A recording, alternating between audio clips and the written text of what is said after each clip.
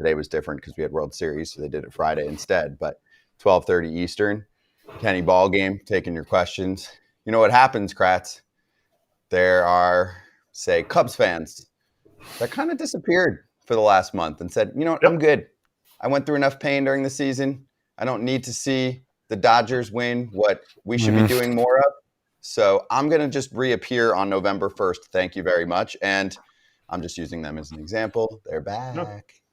No doubt. They're back, and there's no better place to get it than from Ken's mouth. So you have an opportunity to right now is when, if you remember as a kid, when the toy, whatever it was, the toy Christmas catalog came, that's what teams are doing right now. Fans are looking at it. They're like, oh, I want that, and circling it, and going to the next page and circling it and circling it.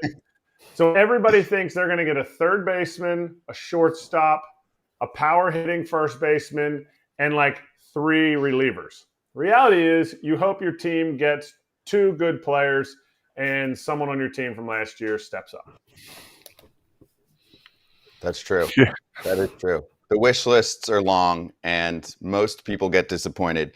Dodger fans last year were not disappointed. And then you always get the warning articles, Todd, from writers saying, don't declare the winner of the offseason the winner of the season.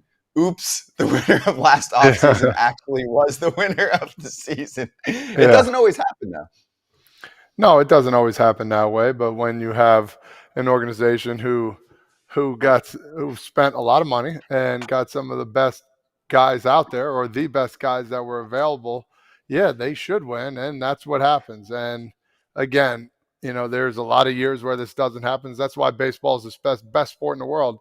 You can have the best athletes on the best team, but it's the hardest sport to win, and it's the hardest sport to master no matter how good you are. Injuries do happen, but ultimately, the best team did win, and it's funny. You see how they go through the year like, oh, man, they're bottom of the lineup. They're going to struggle, or they have too many injuries on the pitching staff and their bullpen, and all those. The injuries didn't matter. The pitching staff came through, and their bottom of the lineup did a lot of damage. That's true. So let's charge it, and we'll get into Toddfather. Scotty, hang on one sec. You're buzzing a little bit. So while they reset you, I'm going to go to the fact that the Dodgers, not only did they push all in during the offseason, they pushed all in at the trade deadline too.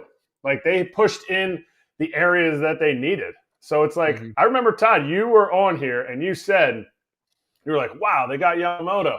And then when they got Glasnow, you were like, that's it. Book it. And that is the beginning. If anybody who hasn't been watching the show looks back, that's the beginning of when Todd got hot. Okay. That was the day when they signed Glasnow to that, traded for him, and then signed him to the extension.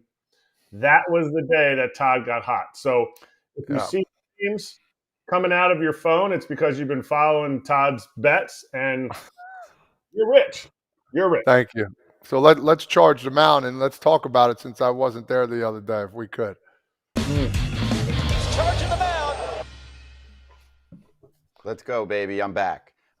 But this is the Toddfather show for the next few minutes. So Toddfather, I need 2 things from you, okay?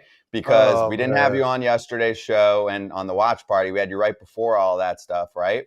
So I need your thoughts on everything from Game 5.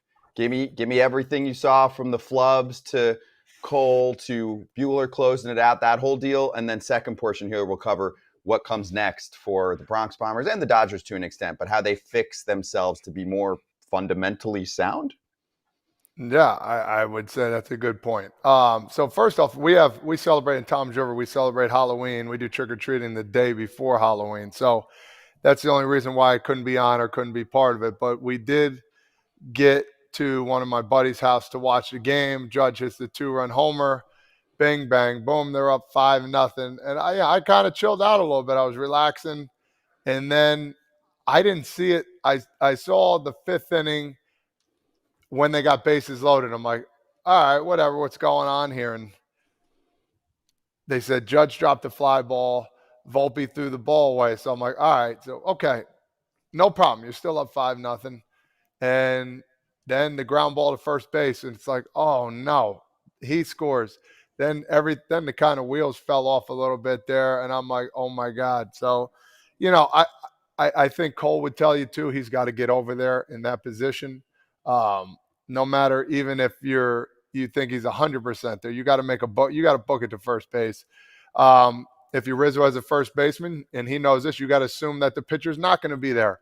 So when you field it, when you go back to field it, you got to take 2 or 3 hard steps going to first base. So there's a lot to unfold on that. Ultimately, the Dodgers were the better team. Let's not get it twisted. I love when Blake Trinan was in there. I think he had 40 pitches or so. Give that guy a round of applause, because guess what? I don't think he wanted to come out. He was a beast. He figured it out. And, Freddie Freeman, holy cow, man. There's no other person that should have been the MVP except him. He was an absolute stud. And then bringing Buehler in, I'm like, oh, my God, this guy's – Roberts, he clicked all the right buttons. And I was just like, all right, well, this is their chance. They're bringing a guy in who's never closed, who doesn't close.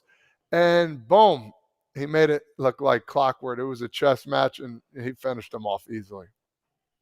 Yeah, it was crazy, man. But is it Rizzo or Cole's fault more for not getting that play done? It's Cole. I would say it's Cole's fault, because as a pitcher, you're trained to go right to first base no matter what. Again, Rizzo was there. He backed up a step because the ball had a little English, as they call it. And there's no way he could have gotten to first base. So if Cole didn't stop, I think we're talking about, the Yankees have momentum here going into tonight. And then Judge, I mean, you Yeah. saw it essentially, like clank job. I mean, got to catch the ball. Sometimes you talk about the sun, the lights, whatever. I don't think it was any of that, right? We said maybe how do you explain how that happens to a superstar when it's a routine fly ball that he catches how many times out of how many times? 999 out of 1,000? Maybe more. I mean, Kratz, what did you say? No errors this year? Not one. Not one. Oh. Not one error. And he's a good thrower too. It's not like the dudes in the outfield that have no errors are the dudes who are like, oh, I'm just going to go, I'll keep the runner at first and not try to throw it to third. Judgy hoses dudes. Accurate throws. He works on it. He works on catching the ball both directions when he's in the outfield and BP every day that he's healthy. 999 times out of 1,000. Easy. Agreed. It just happened to be on the biggest stage in baseball. Of course, you're going to look back on that. Nobody's talking about Volpe's errant throw to third. It was just mistakes, and that goes to show you, if you're going to make mistakes, the other team's got to capitalize. How many times you say, man, we got to capitalize on these mistakes? Well, this is case in point right here of a team capitalizing on every single mistake the other team made, and it just happened to be in the World Series. So you give credit to them. They deserved it. Todd, you weren't on here, and we didn't actually bring it up, but if you go back and watch, I know you said you might not have seen the Volpe throw to third. Yeah. How hard is that for a third baseman? Remember, Jazz Chisholm was not a third baseman 3 months ago. How hard of a play is that to go from your position to run and turn and go to make that catch, even if it's chest high as a third baseman? Yeah. Is it instinctual, or is it because it's rarely practiced? Yeah, no, that I try and do that a lot, because how many times does it really happen in games during the season? Maybe 2, maybe 3, maybe not even. It's hard because you got to feel for the bag, for one. You got to take your eyes off the ball, which is the scariest part. And when you look up, the ball's most likely out of the shortstop's hand. And then the ball in the dirt, you're like, all right, well, I got to try and pick this. And it took a bad hop, and it's a helpless feeling. But if it was a better throw, I think it would have been just fine. So it's helpless once you take your eye off the ball. There's been quite a few articles written in the last couple of days about the Yankees being a bad, you'll have to look like air quotes, baseball team. They made it to the World Series. They were the best team in the American League. But it's not a pretty team to watch. Toddfather, you watched a ton of Yanks ball this year. Do they have to make changes to their roster I mean, of course, you always have people going after Booney. I continue to be a Booney defender, just like I am for Doc Roberts, and nobody's saying a word about Doc now, as they got a parade today, and everyone's going to be having a good time out in Los Angeles. I feel like Booney does a great job. He backs up his players. He took the hit for Cole in game 1 when we found out afterward Cole was kind of out of gas. That's fine. He was great the other day, obviously, except for covering first base. So I'm wondering how they fix that, right? This team is not good at fundamentals. The World Series just accentuated that. Dodgers had the scouting reports. They're like, contact as best as possible, run everything out, play to their weaknesses. And they did that. We saw countless flubs from the Yanks on the bases and defensively, just like we did all year. I mean, John Sterling summed it up best. At times, this team plays baseball like drunks. So how do you fix it? Like they're drunks. Yeah, no, like how we said it. I think it starts in spring training. You know, when the guys come, usually guys know and understand what to do on the base paths, and it was tough to watch. Pressure causes some to break, others to break records. That was a quote that one of my ex-coaches used to give me, and I think pressure got to him. I think understanding trying to do too much and just making do simple better. I mean, that's a quote I've heard, this last year. Doing simple better, and the simple stuff really got blown up by them, and it was tough, and that's why they came in second place. Yeah, and so we'll step aside because John Smoltz, who called the series, of course, is going to join us in a sec. One thing to think about, because I'm definitely going to ask Smoltzy this: how much of it has to do with practice and doing reps and doing things over and over, and how much does it have to do with some guys just being much better at fundamentals than others? And that's why the Dodgers acquire a player like Tommy Edman, who does all of those little things well, and the Yankees wanted him, but they fell short on their offer. So let's step aside. John Smoltz is going to join us. Great guest list today. Be right back on FT.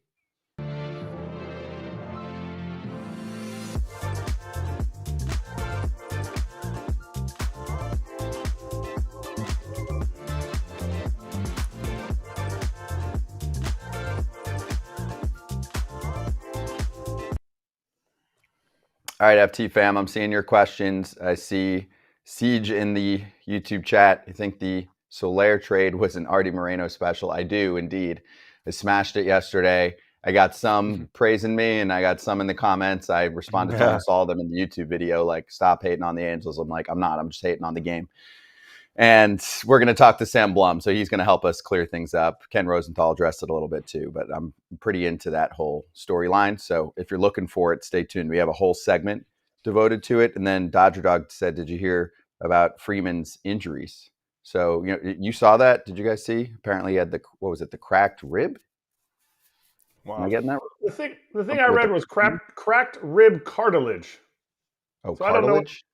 I don't know what that means. I mean, does that mean he had bruised intercostal? Like intercostals, they always talk about maybe being like oblique style. I've had an intercostal. Yeah, right. It's kind of the same. It's just, in my opinion, intercostal. I'd rather have intercostal than oblique. So, and I don't know, Ryan Braun might beg to differ because he had a lot of intercostal injuries. When, not being funny, but he had a lot of intercostal injuries. But I've had both, and mine, the obliques for me was a pain in the butt. I don't know. If he was playing with a cracked rib and not rib cartilage, I don't know what the difference would be.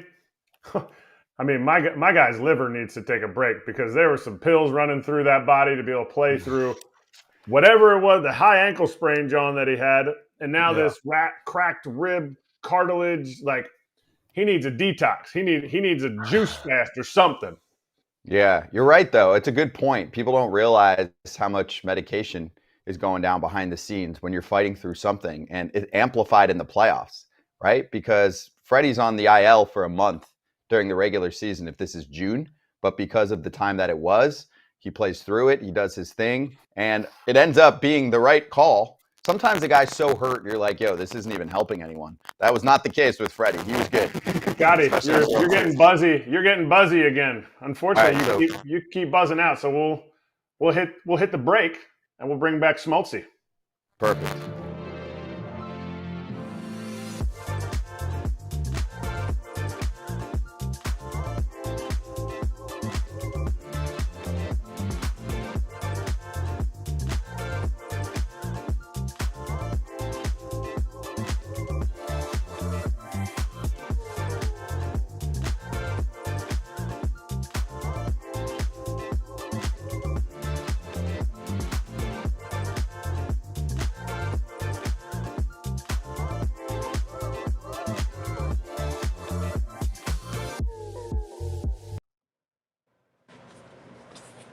Smoltz, a million-time winner of the National League East, one-time World Series champion, closer, starter, and now look like you're on vacation. I mean, you finish your Fox broadcast and they just put you straight on the porch?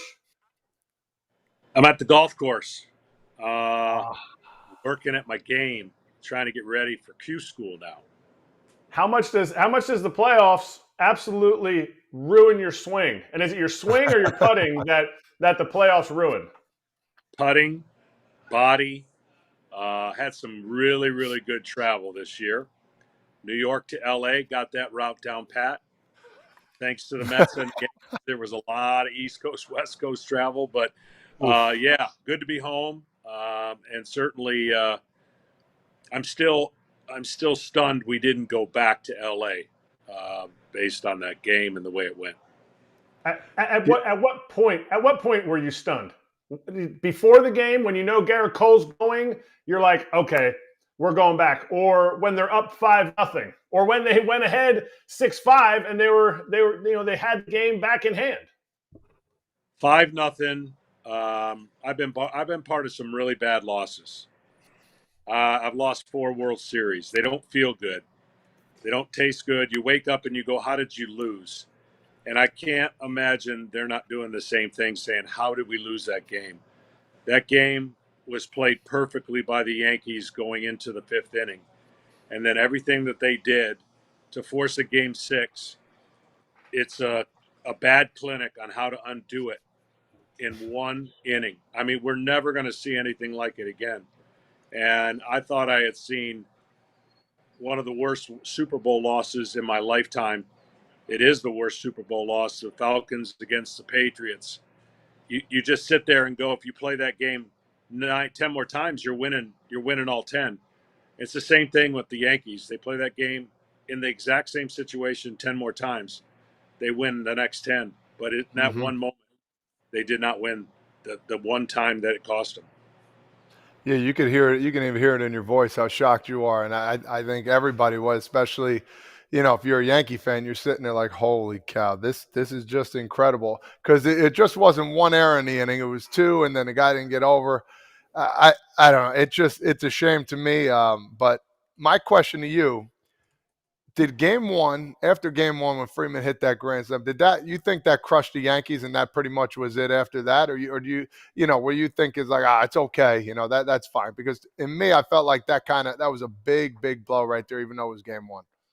Yeah, listen, that was really bigger than just a loss, because the favor, I thought the way the Yankees could win was going to be because of their starting pitching.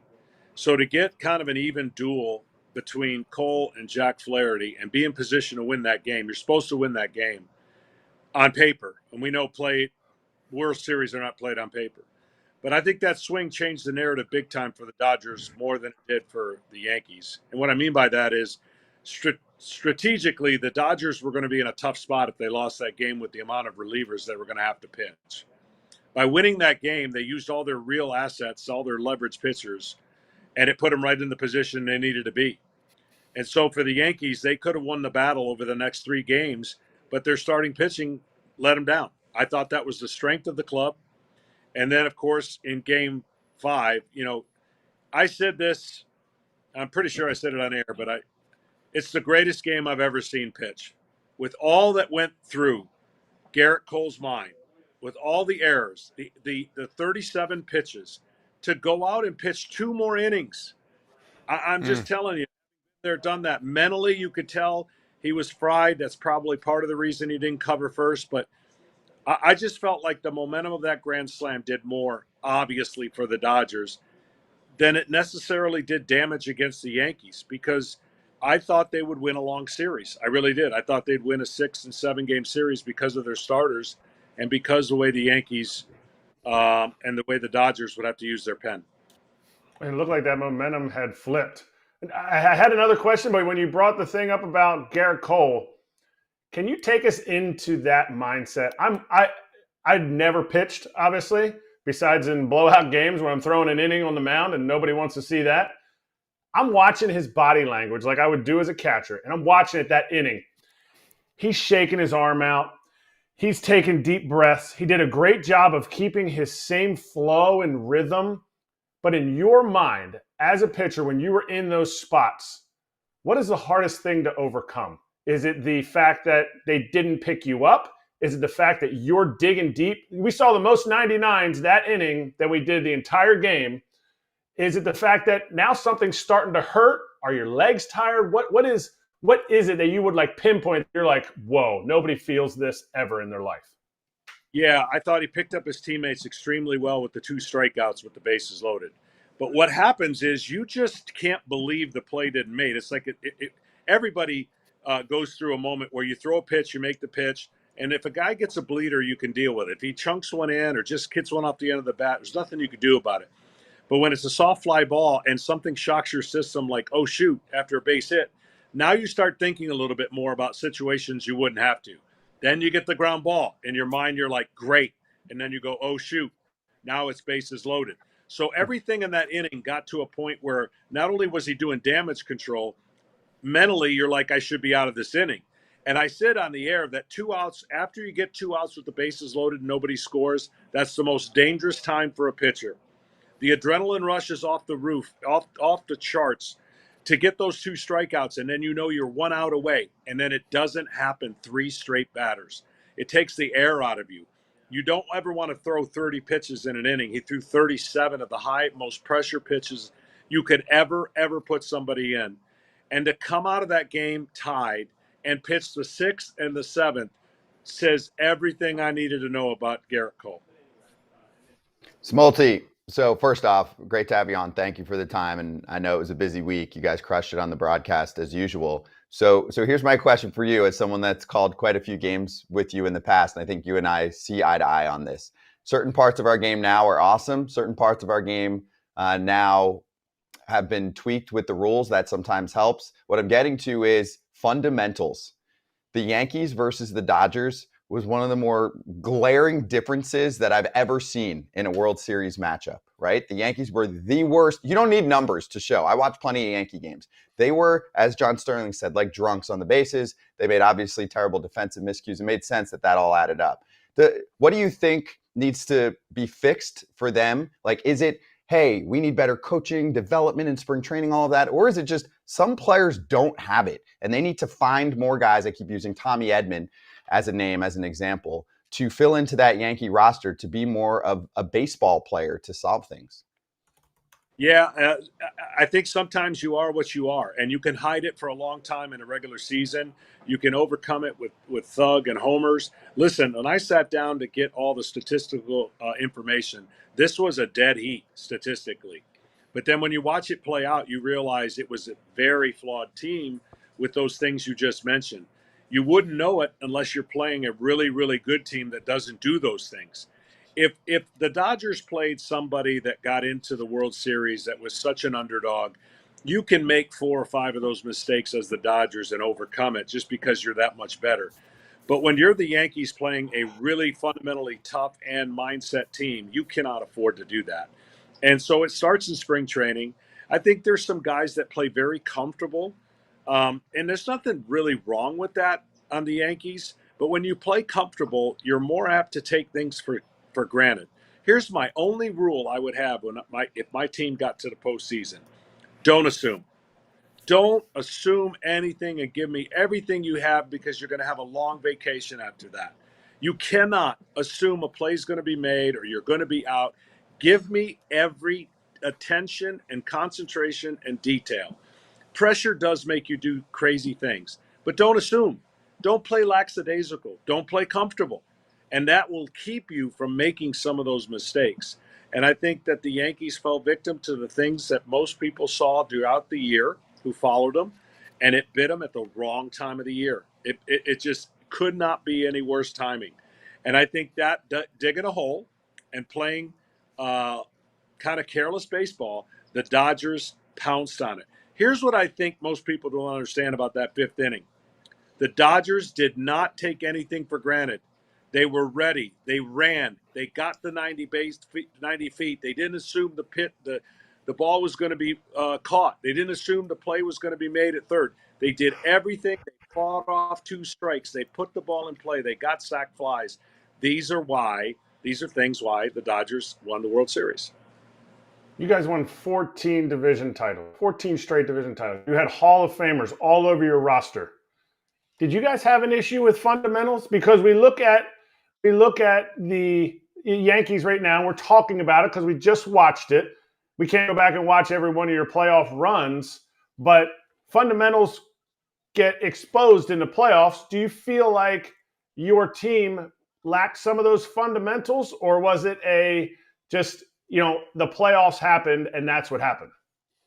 We were pre-analytic offense before the analytics came into the game. We struck out way too much.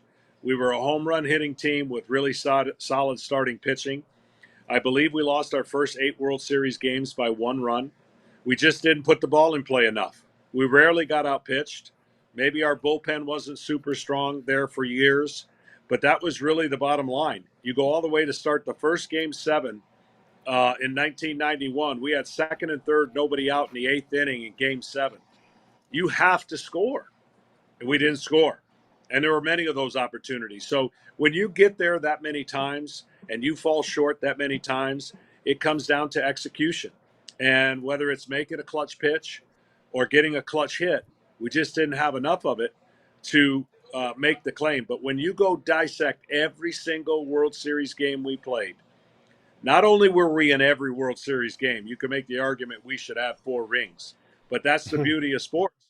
You know, the year we got swept by the Yankees, we had the lead in the first 3 games of that series that we got swept. And you forget about those things, and then you get to Game 4 and we got shut out. So that's really what I look back and I say we had too much swing and miss. Our lineups were filled with power, and our pitching staff was filled with our starters that ate up majority of the innings. Aaron Judge said one of the things he'll never forget till he dies is dropping that fly ball. We talked about it yesterday about how, for some reason, as players, you remember the losses. What is your one moment that you will never forget that was a mistake by you or a just missed by you that would have gotten you guys, another ring? Yeah, 96, never forget it. We were down 3-1 to the St. Louis Cardinals. And in the next 5 games, I think we outscored 54-4, 54-3, those 5 games. We went into Turner Field, and we were up 2-0 in the World Series against the Yankees. We didn't win another game. I lost my game 1-0 on an unearned run to Andy Pettit. We lost Game 4 with a 6-run lead. So you just can't do those things, and then you never know. I make this claim. We win in 95. We're going to win in 96. We don't trade David Justice, Marquise Grissom, Jermaine Dye. We don't trade these guys. We would have been back-to-back World Series champs, and we'd have won 4 of the next 5, just like the Yankees went on. There's no doubt in my mind. But when you lose that game and you make those trades, your roster looks a whole lot different. So 1996 is a gut punch that I will never forget. Hey, Smoltz, I got a couple fan questions that relate here. So I'll start bigger picture on the playoffs just now. Dodger Dog says, how'd you feel the format played out? Because it was kind of highly criticized, I would say, the last couple years. You weren't getting the best teams, but this time around, 3 teams out of 4 that had the bye did make it to the Final 4. You had the Yankees and Dodgers getting to the finish line. Do you think it'll still be a topic of conversation within the league? I do think it still will be a topic. I'm glad we didn't have any more topics to talk about what needs to be tweaked, but we need to reward the best teams in baseball, and they need to find a way to get over that rest that really starts out slow. I've made the argument that if this were not to happen again this year, then maybe it's time to give those 5 games, all home games, to the team that's sitting and waiting to play. And then if you lose, you got no excuses. But I'm glad we're not talking about it. It's a system that is different, and I think over time people will learn how to navigate and be rewarded for having the 2 best records in each league. And then Siege in the chat said, how much did Smoltz love when Doc Roberts let Blake Trinan eat in this game? I mean, he was obviously on field there, looking at what Blake was bringing to the table. He had it for a while. Of course, you can talk about Buehler and what he did better than anyone, being a starter usually in life, and then suddenly being asked to be the ninth inning guy to close this out. So I'll just big picture it. What'd you think of Doc's performance here in the World Series? You've called plenty of playoff games, I think, with Doc managing. Yeah, this is the best he's ever. There's no manager that could have navigated this any better than Dave Roberts. Listen, he was quite honest and frank. He lost a certain way the previous 3 times. He says, I'm not losing that way anymore. And some might think that way is analytically driven, and I would agree. He didn't say as much, but I can read between the lines sometimes. He went with a lot more information with his eyes as well as he went with what they needed to do. Look, the Dodgers did not have the assets or resources that would typically be when you leave spring training with the roster they had. His ability to manage the bullpen and manage the games that were winnable was perfect. And the games that he couldn't win, he hung in there and he just managed it accordingly. I thought that Game 5 was so well managed that you could make the argument that it was 5-0 and he didn't have to pitch the guys he pitched, even with a day off. And he went and trusted his offense that they were going to come back, and they did. Listen, when you throw 3 or 4 bullpen games, you're not supposed to have that kind of success. It doesn't work the way people think it should work. There's too many probabilities to things that can go wrong. But what he did and how he did it, it takes all the pressure, the monkey off the bat, all the things that you want to say about the Dodgers in the past are gone. Even the COVID World Series, gone. This is a team now that has multiple championships and that 10-year contract, along with what they signed and those 2 players, Ohtani and Yamamoto. So my hat's off to the managerial job that he did. It was right up there with Bruce Bochy in my mind, and it might have even been a little better. All right, so lastly here, off topic, I'm looking at Michigan State football schedule and Rutgers football schedule. They play each other at the end of the year. It looks like they're both going to be they'll both have 5 wins, and it's going to come down to that 6th win to get into a bowl game. You and I are going to have to talk about, what we need to put on that game, because that's going to be who's going to go to a bowl or who's not. So we have to figure something out. Is that game at Rutgers? No, it's in Michigan State. I'm reading it now. All right, well, we've already won more games than I thought we were going to win this year, so it's already been a pretty successful year. Got a huge one with Indiana, but yeah, we might have to talk. That's going to be, you're right, that'll be the one that sends the team bowl journey or not. All right, good luck. Yeah, Mr. Rutgers over here. Yes, Mr. Michigan State for sure. But basketball season is looming as well. And it's golf season now for Smoltzy. Smoltzy, thanks for jumping on with us. Great stuff as always on the call for Fox. Really enjoyed you and Joe on the call there. And we'll talk to you soon. Actually, I think we're going to see you at 1 or 2 golf tournaments that FT will be at. So we'll catch you in the next few weeks, all right? Looking forward to it. Thanks, guys. Thank you. Appreciate you. John Smoltz with us on Foul Territory, coming right back.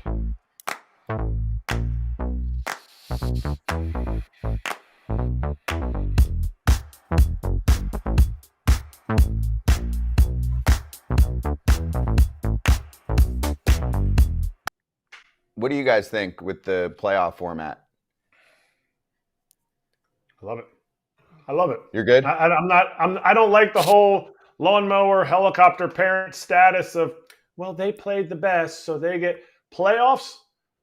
If you get in, that is why they expanded the playoffs, obviously for money, but they expanded the playoffs so that when you get in, there's more opportunity for more teams to make it in. If you only squish it down to so many players or just constantly, well, they played the best for the whole season, so we're giving them all the home games. We're giving them, some kind of advantage. They don't have to travel, whatever it is. I just play it out. Let's give it 10 years. And if there's a glaring issue, then make an adjustment. Not just like, oh, man, we need the Dodgers in. We need the Yankees in. Look, the Dodgers were almost not in. You have to figure out how to get your timing back. I don't know that we need to tweak anything yet. Toddfather, you good? Yeah, I think I'm good. I haven't really thought about it if you want to choose, so I just can't I don't want to just blurt out any answer. I've done that too many times. And I I don't know. I did like the playing game where it's like, hey, you got to win to move on, like they did earlier. I did like that. I do like this one too, best out of 3 for the wild cards. But yeah, I've always been a guy that always said, listen, it's too much time off for the guys that won. And Kratzy believes the opposite, and which is fine. But some people can hit after not playing 5 days. I was a guy that wanted constant action. So you're gonna get both sides on this one. I think they made. Sorry, Scotty. I think they made a nice change in the fact that I was part of 2011, where the Phillies, we lost in Game 5 to a wild card team like the Cardinals, who didn't have to play any games to play us, who had the best record in all of baseball, and we lost. You still got to figure it out. You got to figure it out in that situation. So I think you never want to play 3 extra games because you could get eliminated in the wild card round if you're in the wild card round. You 100% never get eliminated if you win the division or you have the best record and you move on. It's a good question. Let me get thoughts from the YouTube chat too. You like the playoff format? Yes? No? Maybe so.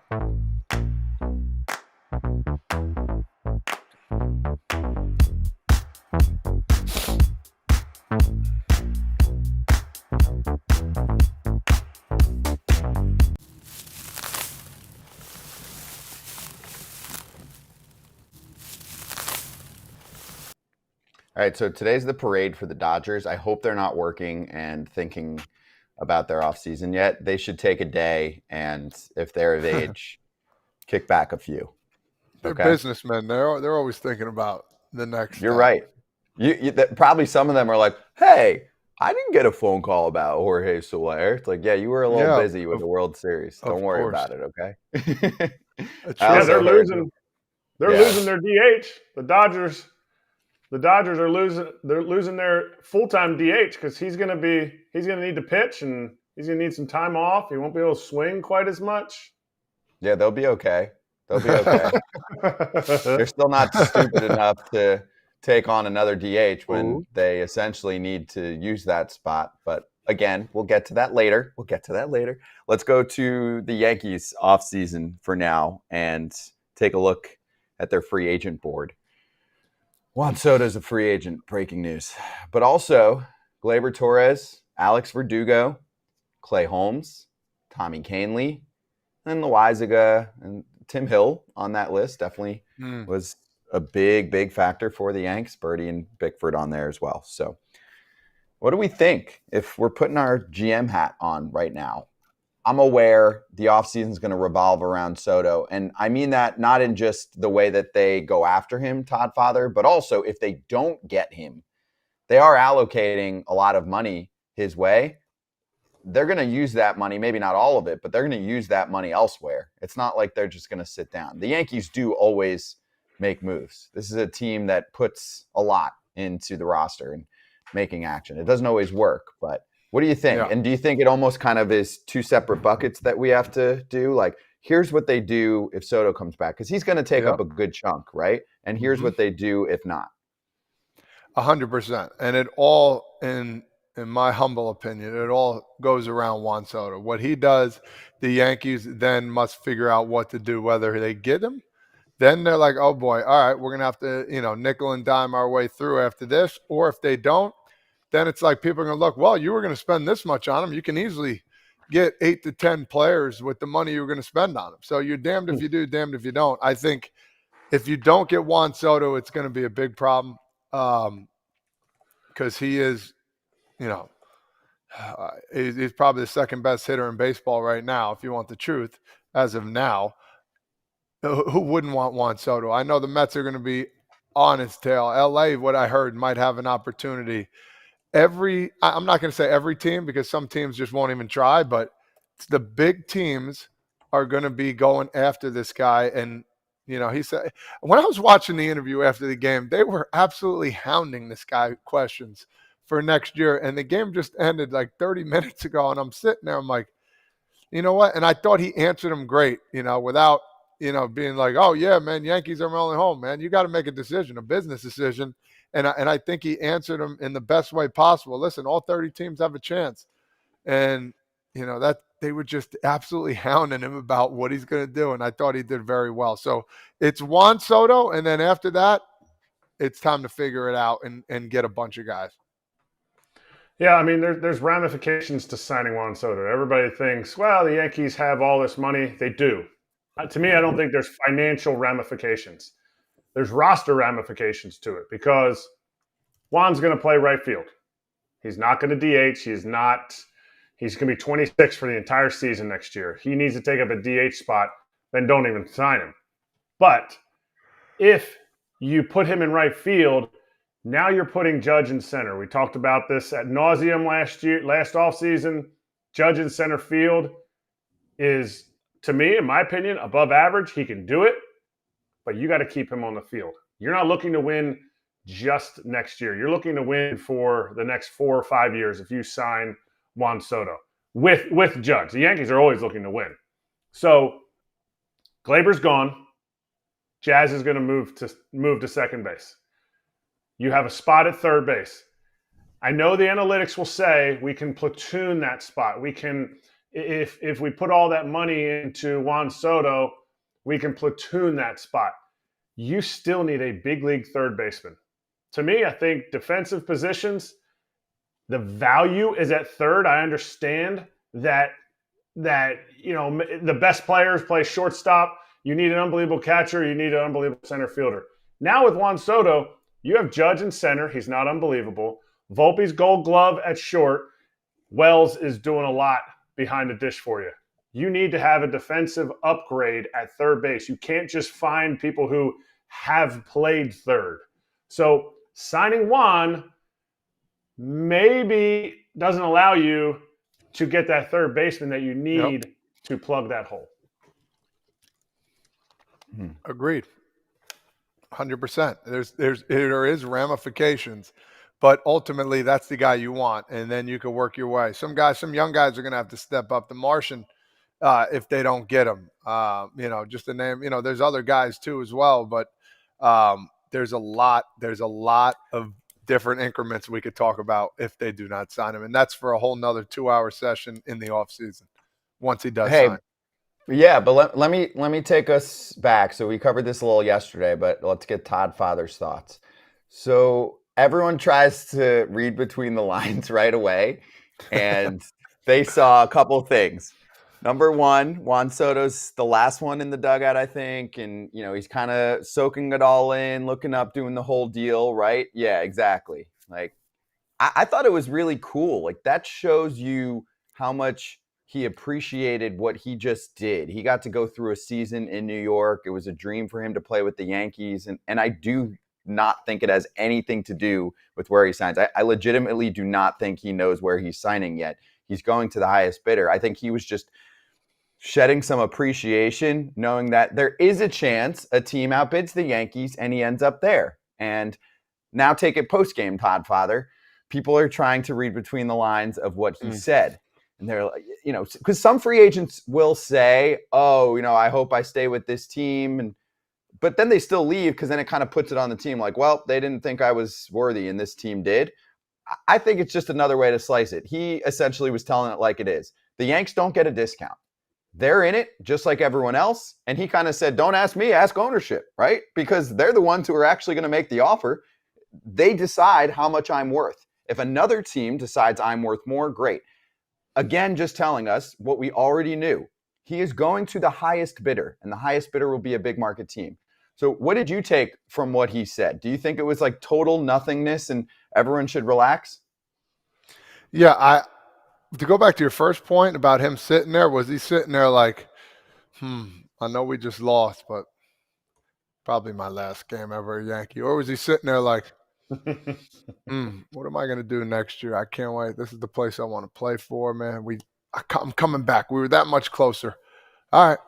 Yeah, that's what I was thinking about when he was sitting there. The last one there, like, it was a fun ride, or, can't wait for next year. I'm just taking it all in. So that's a question I want to ask Suzyn Waldman about too as well. So once she pops on here, but yeah, I thought he did really good. I thought he did really well with answering the questions. And, English isn't his first language, and I thought he knocked it out of the ballpark.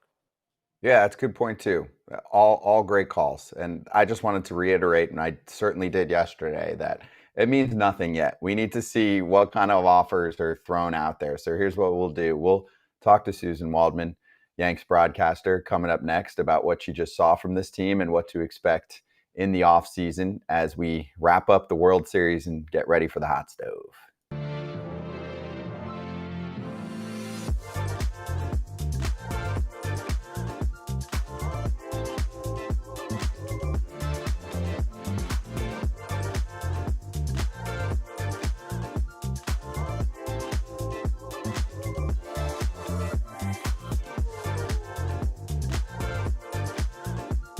Travis, you weren't on with us yesterday, but Max Muncy came on the show. And I always remember last year, for example, Paul Sewald was on the show. We get guys, but not often because, the schedule's tight. Guys get tight. They don't want to do as much. Totally get it, right? Like we get players on every day during the season. It makes sense. We're super appreciative of it. Last year, Sewald comes on the show after the Diamondbacks are down 2-0. And there were some trolls that were losing their mind about it. How is he coming on? He should be focusing. He shouldn't be talking about strategy. And obviously, we dispelled all of that as much as possible. And then the karma hits and they win the series. So Paul's like, sorry, I'm a nice guy. I'm not going to change what I do during the season, which is coming on the show every few weeks or whatever. Max does the same thing. He's pretty superstitious. He got on base 5 times yesterday. 3 walks, single, dinger. Yeah. So just wanted to point that out, that sometimes, just doing your normal life and then doing it in the playoffs, actually, I'm not saying we contributed to anything, but we definitely didn't hurt. That's what I want to point out. Love it. I love it. Do what you do, guys. Don't change. Sitting in your hotel room and be like, I hope everything goes well tonight, doesn't make it easier. Surprise. Right. I think it's cool. This is true in general, right? Like if you're on an abandoned island because your plane blew up or something, you're by yourself. Like it's not good for that was a little drastic. Yeah. But basically, my point is for your mental health, it's good to be with others and talk to people and all of that. So Max sitting in a hotel room stewing, right? Instead of 15 minutes on FT, not going to make a difference in his life. And if anything, could be like, oh, cool, that was a fun combo with the guys, just like catching up with some ball players plus the annoying host who makes weird references. And he was like, there were some older guys talking about, if I ran a team playoffs, there wouldn't be any families involved. It would just be if families want to come to the games, they can come. And it's like, you are so locked in during the playoffs that a moment to have reprieve. I know I wasn't a good dad or a good husband during the playoffs because I was locked in, but you get an opportunity to kind of take yourself out of that moment. Because as soon as you go to the field, you're in it. So to me, everybody should come on FT, especially if you get on base 5 times. Just saying. 1,000%. And if anyone ever said, hey guys, no one's allowed to talk to anybody right now, I'd be like, guess what? You are my employer. So I'm going to do whatever I want when I'm not at the field. You dork. That's what I would do.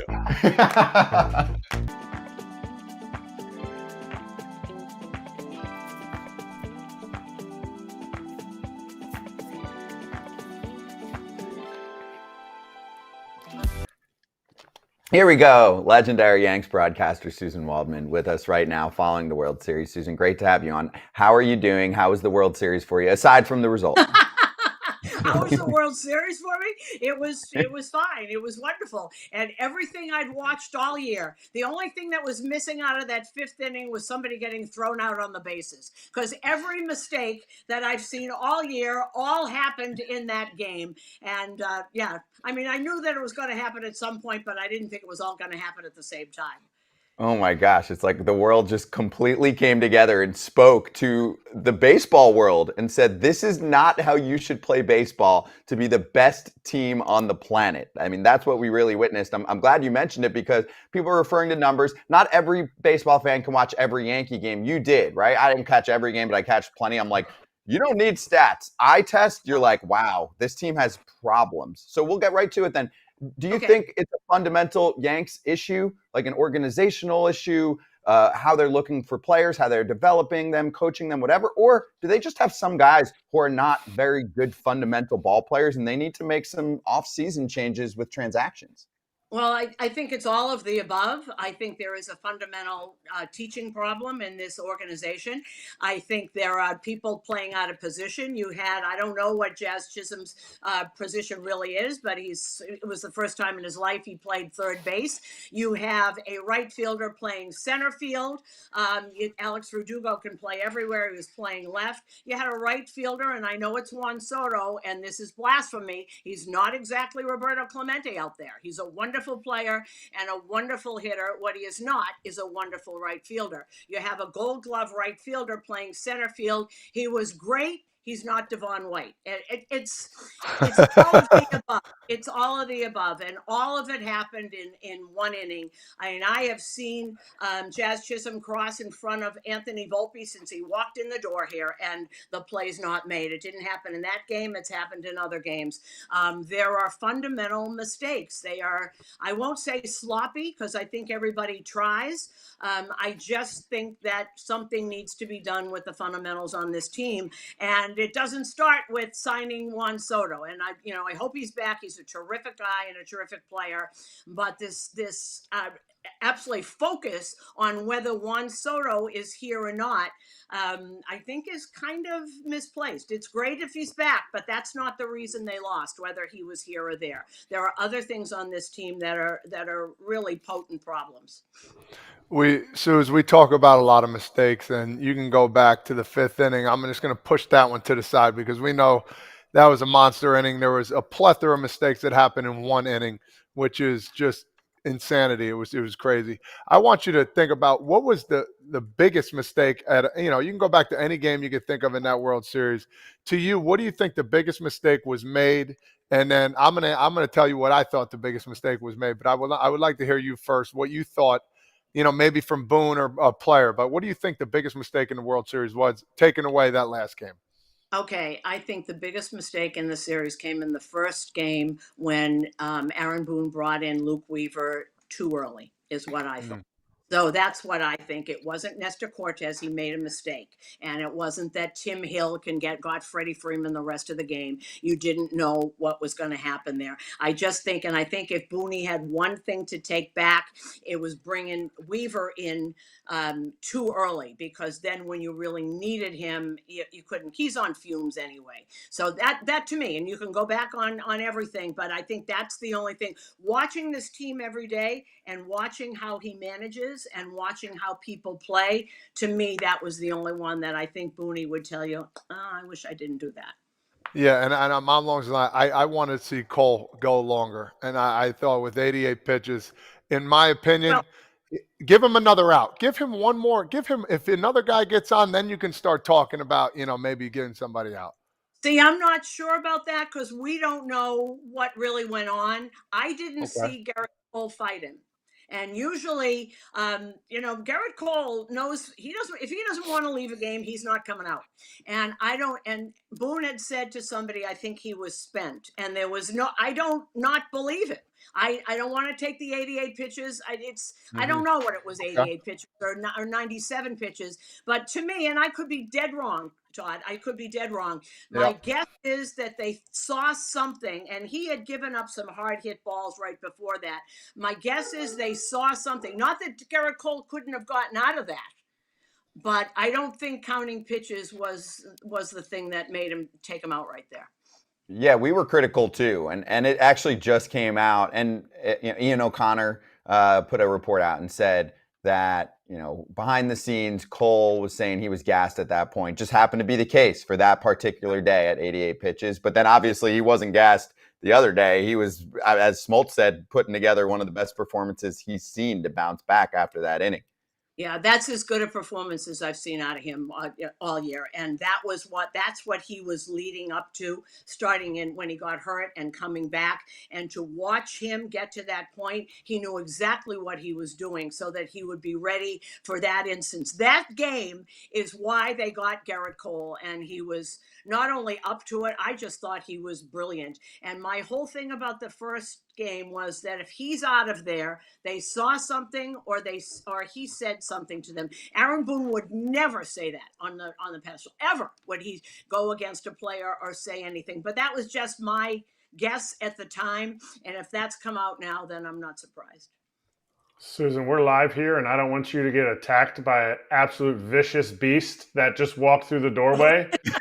So well, she recognized. No, she heard all these men's voices, and she's thinking, what? Usually there's one at a time, but not three. And so she came in and going, "What is going on here?" That's my German Shepherd. Her name is Margot, and she'd probably love you, Kratzy. She'd love you. So. She would. She definitely would. I would scratch a belly or two. So. Whose fault is the fundamentals? You're watching this team the whole time, and I've asked so many people this. We even asked just ask John Smoltz this, who doesn't watch the team except for during the playoffs. He's got a bunch of national games.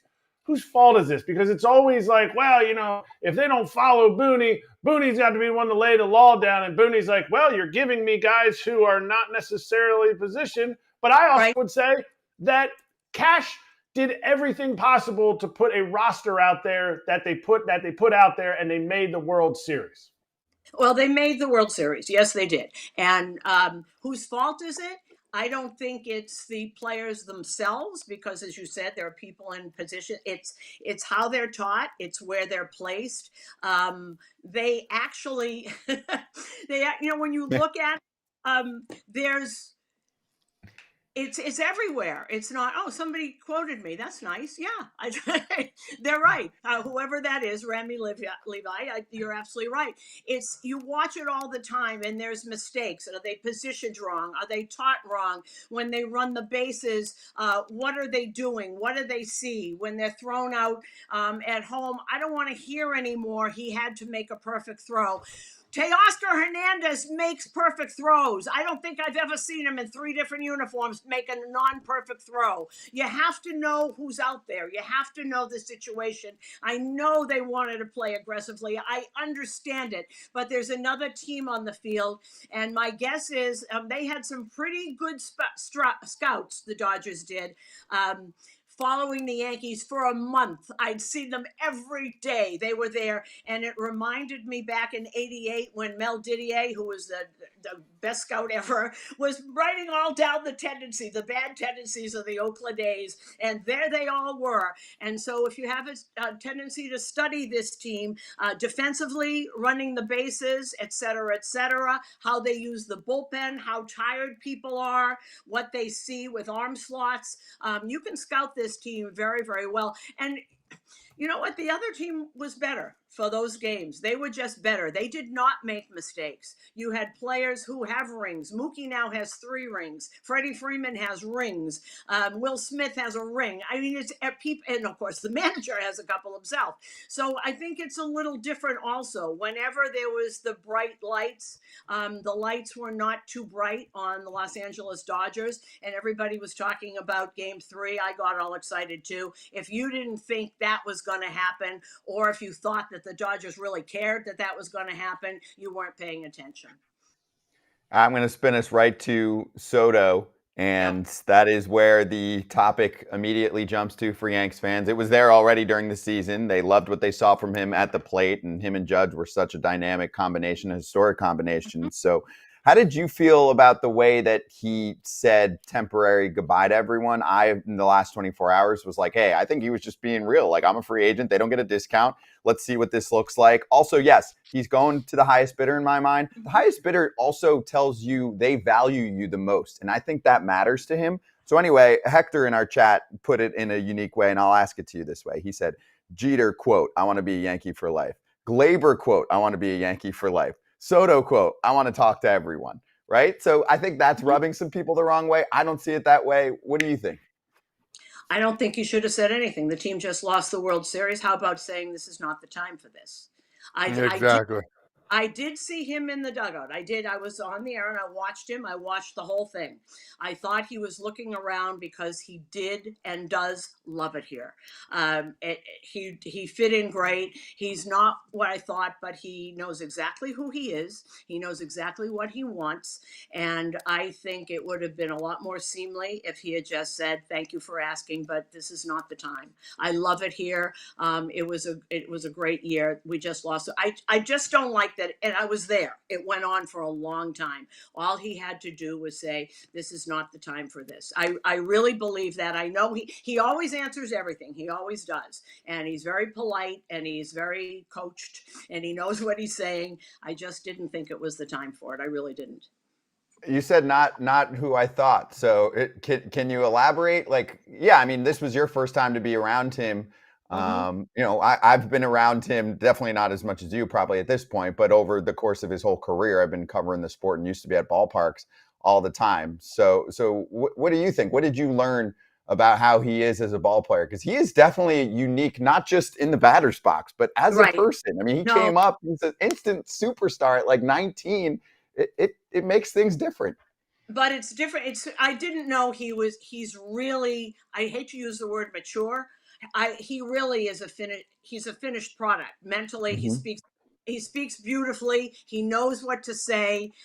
He's really smart. He is really smart. And from Kevin Long told me years ago, he's teaching himself English. And in a couple of years, this is way back when he was 18. Kevin Long said, this guy is going to be special. He told me back then, there's something he is so aware, and the things that come out of his mouth about calming down. I'll tell you something I saw, because this is absolutely him in a nutshell. I forget what game it was. Maybe it was the last game. Jazz Chisholm made an out when there were men on base. It was the third out, and I looked down, and Soto, as he was coming out to the field, had his arm around Jazz. And they're, by the way, the same age. It's not like father and son here. And he was talking to him about something and patting him on the back, but he always has. The things that come out of his mouth are something that you would expect a seasoned veteran who has been through the wars and has learned on the way. It's something, you know, I can remember seeing Todd Fraizer put his arm around people, and I don't know what he was saying, but probably saying this. You should have done this. Maybe you should have done this. And you see Jazz nodding his head. You don't expect that out of a 25-year-old who is really, you know, a star, as big a star as anyone on the team except for the captain. He did that all year. And you'd see him. I always called his at-bats like watching a 3-act play. Because he terrorized pitchers. I don't care who was on there. I don't care who was on the mound. He terrorized them with his pointing and going, yep, you got me. Or, nah, that wasn't a strike, but I'm going to get you. Every single at bat, day after day, month after month. It was just a joy to watch him. He is so into everything, but also into everybody on this team. They loved him. My dog's going to now lie down here. She's circling to find a good place with the rug. I'm sorry. You're good. But to watch him, I mean, he's just a joy. He really is. He is everything except Roberto Clemente out in right field. He is everything they had hoped he would be. He's really special. Agreed. And along those lines, take Soto out of it here. Say Yankees don't get Soto back. What is the biggest need right now for the Yankees in this offseason? They have a bunch of guys. I think I know what you're going to say, but tell me what you think the biggest need is. You say you don't get Soto. Now you understand you got all this money. You could spend a little bit more. Let's talk. Well, how about signing Alex Bregman to play third base? How about signing Pete Alonso to play first base? Take that money and get yourself a first baseman and a third baseman. There's no third baseman on this team. I mean, it really is, you know, it's supposed to be a power position. And I know they played it right. I know Cabrera played it well. And I know DJ, when he was not hurt, was there. You need, you know, go get somebody like that. You need a first baseman. I don't know what they're doing with Anthony Rizzo. How about signing Pete Alonso? I mean, it's, you know, those are supposed to be, or don't they do that anymore in analytics? Aren't first baseman and third baseman supposed to have power coming out of those positions? Agreed, 100%. Yeah, that's right. Hey, Toddfather, let's finish with a little love for your guy. Last question. So you're with the big Sterling, I call him, in the booth there again. First off, I want to say, so I turned my car on. I put the game on because I wasn't at home. And the first thing I hear him, hey, Sue, is this guy's singing here in L.A. I've never heard of him. And you're like, yeah, I think that's Ice Cube, John. Like, and you guys are talking. And I was laughing out loud because he had no clue who Ice Cube was out there singing the song, getting everybody going in L.A. And then, go ahead. any idea who Ice Cube was? First of all, I'm sorry. I thought it was. You know who I thought it was? I thought Go because I knew Ice-T was back here doing Oh. SUV. I thought it was Finn, so he was coming. I actually. I'm so embarrassed, but I love this guy. I thought it was LL Cool J, and I was waiting for him because I love that guy. He's a great actor and a great performer and wildly attractive. And I just thought he was coming out. And then this other guy comes out, and actually the sound system is so oppressively loud in LA that but John was just sitting there staring into space. Everybody's taking pictures of it. And now I know who Ice Cube is. I didn't understand a word of what he said. I did hear a couple of profanities, and I did hear LA a couple of times, and everybody started taking pictures and clapping. And, I didn't know either, but I try and learn. I just got confused of who it was. But John actually, he'll admit it. He doesn't hear all that well anymore, so it probably was just as well. Now, do you see him coming back next year if there's playoffs again? No, I don't. I don't. All right, that's all I got. That was it. That was it. You've been on twice, and I kind of brought it up last time. Do you still text with John Sterling? Will you send him a text message? I'll send it, but I have to call him to get the answer because he doesn't know how to respond. So he gets text. He has a flip phone, and every time he tries to punch in things, a flip phone doesn't have just letters and number, whatever. But no, I can text, but then I have to call him to see what his answer is. Would you like me to tell him something? Next time you talk to him, tell him I said congratulations, but I also need to know what his call would have been for me had I actually hit a home run when I played for the Yankees. Yeah. I thought about that, and I did tell him the first time I was on, and then it was before the season started, actually, and then all of a sudden he's gone. He was a week no doubt. More important things. But when you have a conversation with him, make sure he knows I say congratulations, but I have to know. I have to know what it is. Suze, tell him to send a quick video. Tell him, hey, listen, pretend he hits a home run right now. Go ahead so he can have it in his bar or wherever he wants. Well, but see, he would come on with you, but he doesn't have any internet, so he can't do it. I mean, if you want to send somebody to his house in New Jersey and set up a Zoom for him, he'd come on. He'd love it. But you have to set it up, and he'll go to Todd's house and do it? Is that what you're saying? No, we have I'll go to his house. Yeah, or our executive producer could make that happen. There's some plans. Here's the deal. Kratz, get his number. Give him a call. You should call him and give him the congrats yourself and say, hey, what was the call? Then we could work on that and maybe make an exception to get a phone call from John instead of video. Mark can call me and get the number, or I'll text it to Todd. Boom. There we go. Done. There we Deal. go. I love that. Yeah. Enjoy the off season, Suzyn. Thank you. You're awesome. Love you guys. We love you too. Awesome having you on. Thank you so much. Happy off season. Suzyn Waldman with us on FD. You too. Talk soon, Suzyn.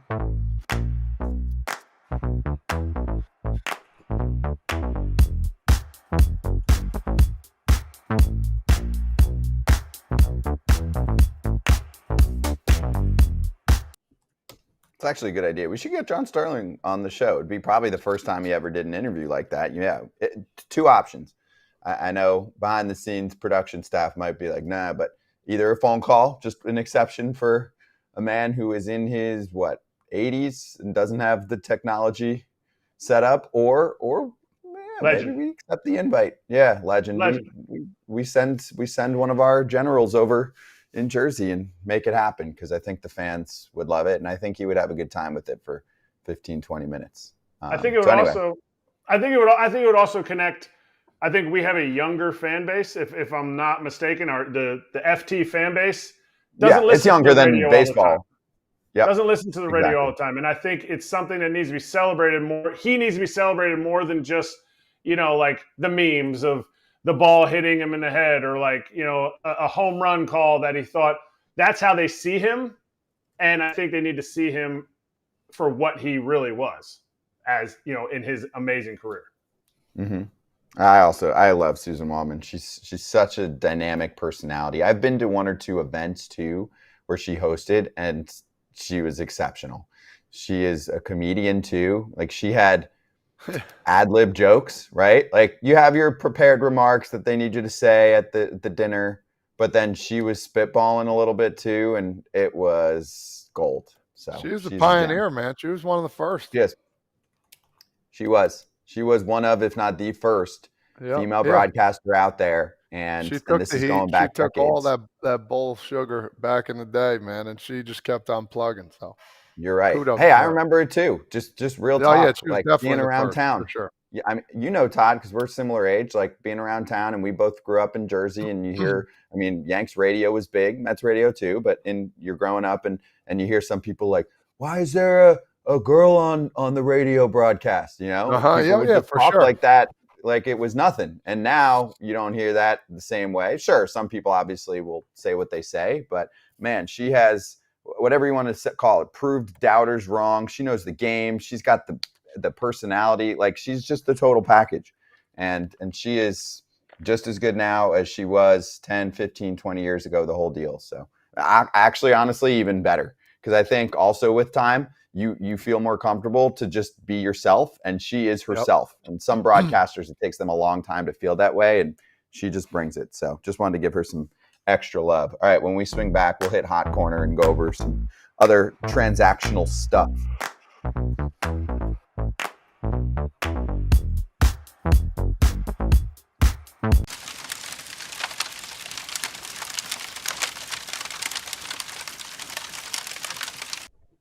All right, let's sizzle. So there were options that I wanted to cover too. I mean, most of them not a surprise, like, you know, the White Sox declining $25 million of an option on Yoán Moncada and buying him out for $5 million instead.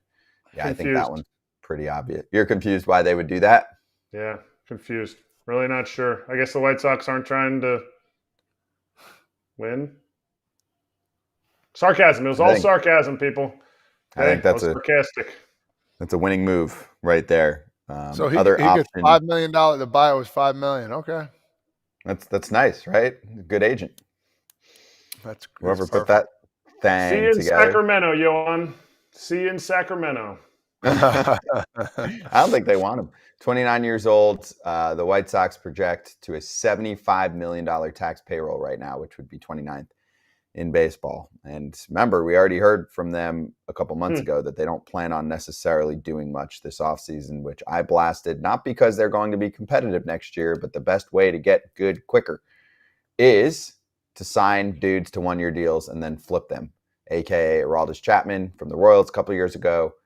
And that turns into Cole Reagans, who's a top-end starter.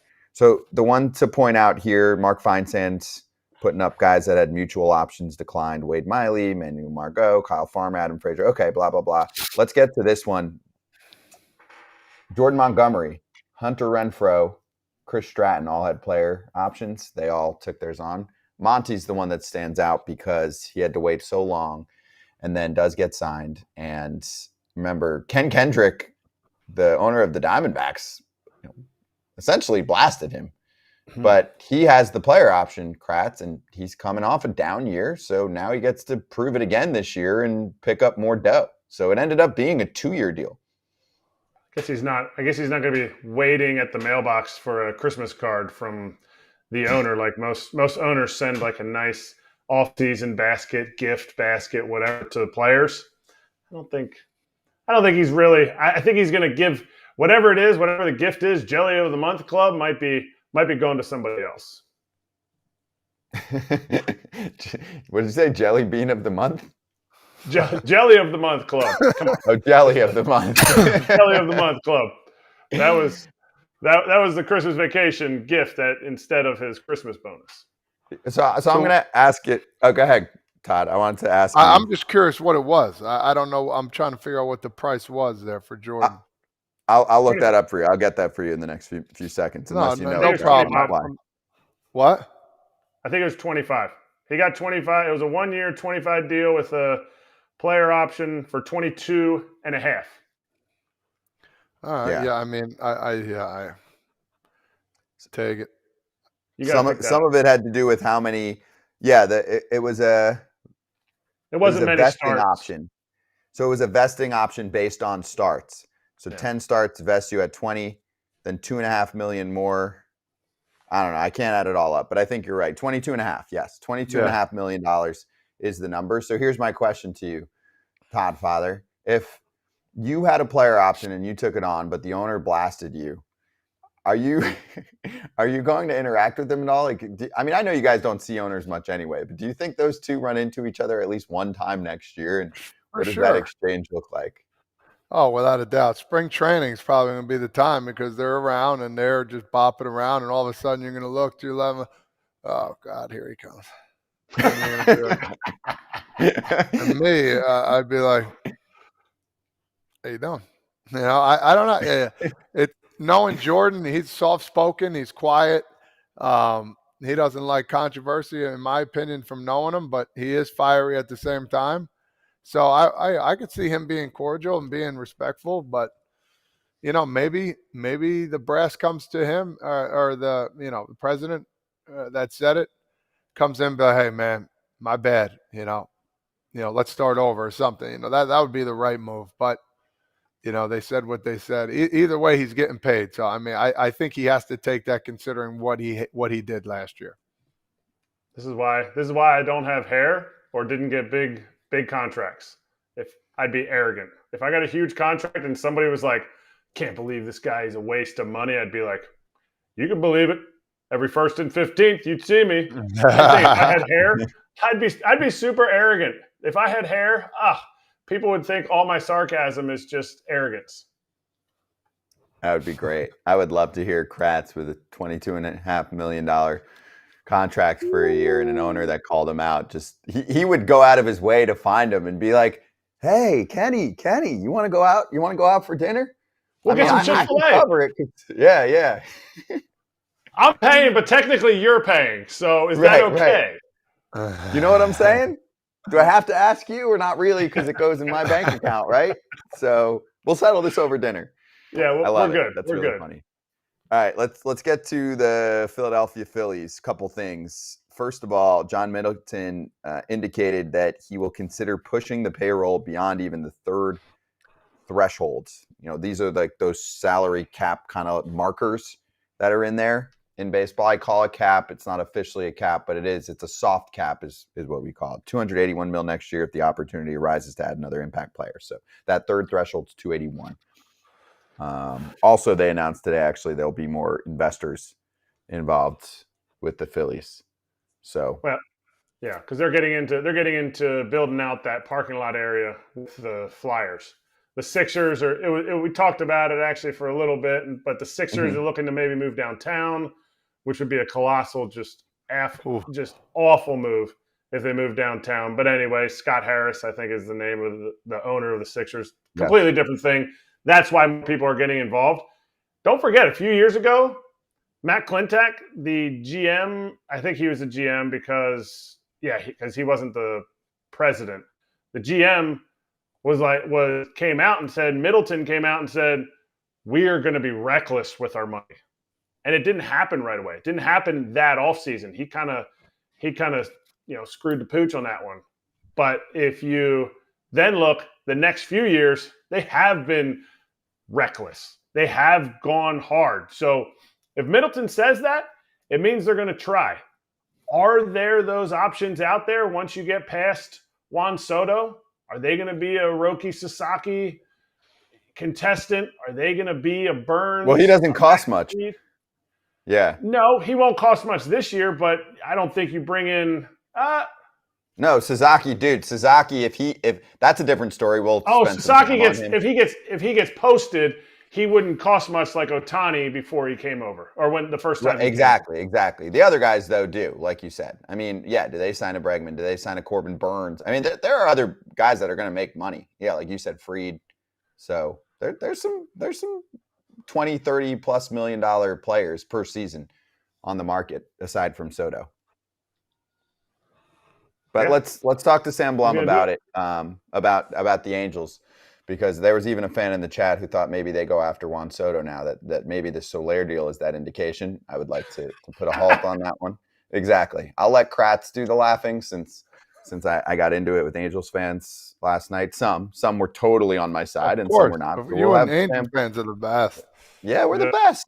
Sorry for being right 10 years in a row about every single thing I've said about the team since I talked to people that work there. Sorry about it. So we'll talk to Sam Blum about it coming up next on FT and see if he likes the Soler trade.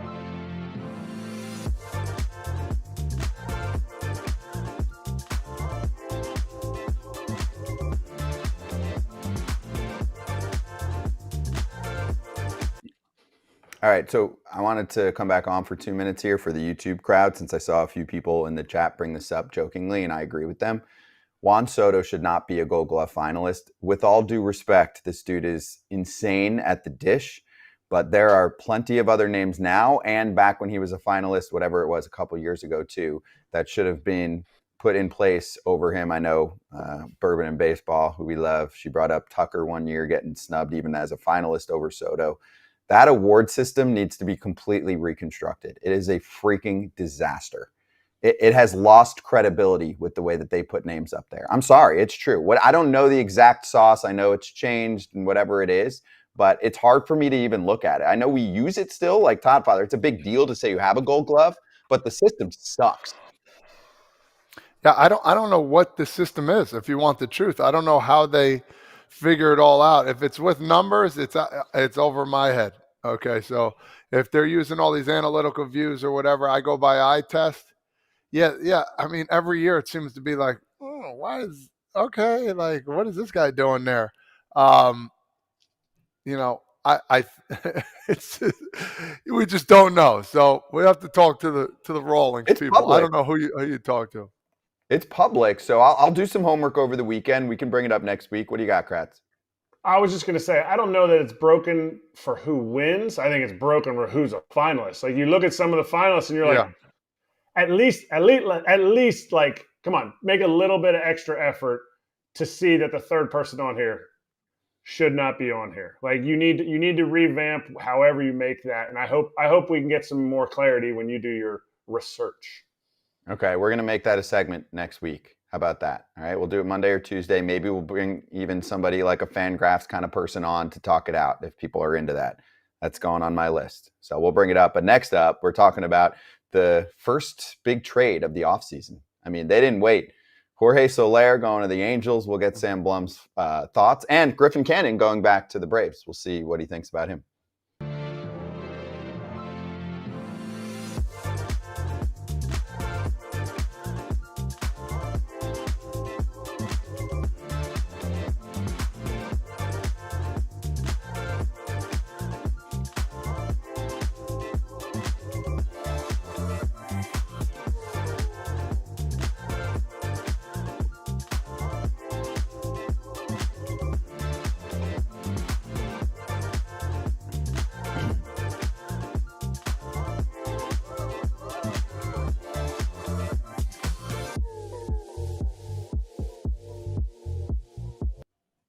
I'll say it because he's humble. Sam Blum from The Athletic covers the Angels, among other things, but the Angels is his go-to every day during the season. He's a star. Read what he's got, and this is exactly why The Athletic exists too for written content, because he covers what, in my mind, is one of the most fascinating organizations in sports for a long time now. So, Sam, with that, great to have you on. Well, happy offseason to you. Let's get ready to rumble here. Jorge Soler is now an Angel. Griffin Canning over to the Braves. Let's just get your first big picture thoughts, and then we'll follow up.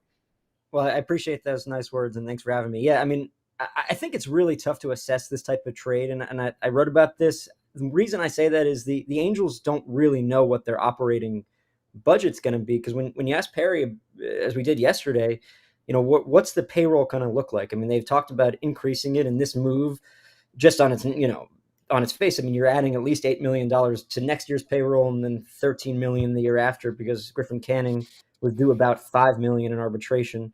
To me, it's if that's like your big move, if this is the big addition you're making, I don't like it. I don't think it gets you from a 63 win team to anywhere close to a playoff team.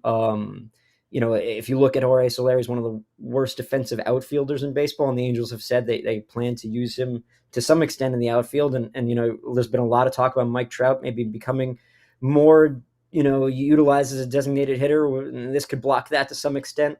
Now, I think what they'll do with Mike Moore is use him in the corner outfield at sometimes and center field sometimes, and then sometimes DH. And so it's not a, necessarily an either or scenario, but this trade, I guess, in theory, will make them a better team than they were, but I don't think it's anything significant, and I think you're possibly risking, hindering yourself later in the offseason if your budget is not going to go up significantly, if you're not going to go up to your 2023 levels of spending when they were, near the luxury tax threshold. I think that if this is just one of your biggest moves, this team was horrible last year, right? That's the reality of the situation. 63 and 99 is horrible. So if you're not going to get significantly better, then I don't really know what this does for you.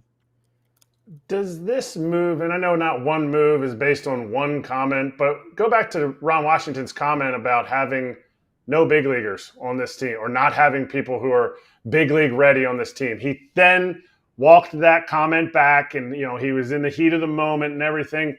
But did it feel like this was just like, hey, there's a big leaguer available, we're going to go get him, or is this something that was like, maybe Alex Anthopoulos had pictures of Perry Minasian when they worked together, so some type of blackmail that he just took on the entire contract?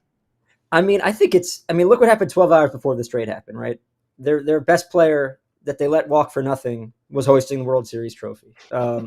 So I think that this is the way, if you look at the Angels, the way they operate, this is it. It's not usually with a plan. It's usually with reactions. It's with, public discourse at times. I think that's part of it. I mean, I'm not saying, I think that Perry, and if, Artie's done interviews, he's not done an interview with me, but he's done interviews this offseason, at the OC Register, where he kind of made it clear that, he wants to compete next year. And I think if that doesn't happen, Perry's probably, he might not have a job the year after. So to me, this is Perry signaling to Artie, it's signaling to the fan base, we're going to make an attempt to be competitive next year. Now, if you were to ask me, I mean, I think they should have been more aggressive at the trade deadline last season. I think they should have been more aggressive with the trade deadline in 2022 with Shohei, possibly even 2023, even if they were someone in the playoff race. So there's just so many bad decisions. It's never looking long term, and it's very rarely with a methodical approach behind it. So to me, they've done a lot of deals with the Braves. I think part of that is, as you said, I don't know if there's compromising pictures, but I do think that there's a trust, between Alex and Perry, and there might be, last year I felt like the Angels had a somewhat similar trade where they shipped away two, not great contracts with Max Stassi and David Fletcher, and got back one bad contract with Evan White. So, there's probably some mutually beneficial deals that these guys have made, or they trust each other to some extent. So there's probably a lot of factors that go into it. But I think the biggest one is Shohei Ohtani won the World Series the night before, and they want to show to their fan base that they're trying to win next year, even if there's not really a great plan behind it. Yeah, talking about the plan, there's you look at their prospects and you see a guy like Caden Dana and Christian Moore. Those are two guys that are really good, outstanding players. Are they untouchable right now, or do you think all is on the table? I think the untouchable players that they have right now are the ones that are in the big leagues. I think like Zach Neto, Logan O'Hoppe, Ben Joyce, Jose Soriano. Those are really good young players. Those guys, I think all of those guys can be all-star players even as soon as next year. I mean, now will they all be healthy? I mean, these are all questions that, are important to, finding some semblance of success. I think that's the one thing when I look at the job Perry's done and I look at the job the Angels front office has done, I think that's a compliment to them, as they've established a good core of young players. And you mentioned, Caden Dana, Christian Moore. Those are guys that, in my opinion, could be a big part of it if they, are able to do the right things around them and build a competent roster. They at some point down the road, if they make the right decisions. That's why I really felt like you need to be aggressive for the trade deadline. I look at those young players and I see the opportunity for, an ability to actually compete if you can build a team. And that's what you need to build a team, is you need to be aggressive. You need to be able to sacrifice full seasons to some extent at times if you're not going to spend like a Dodgers or Phillies or, Yankees and Mets, teams like those.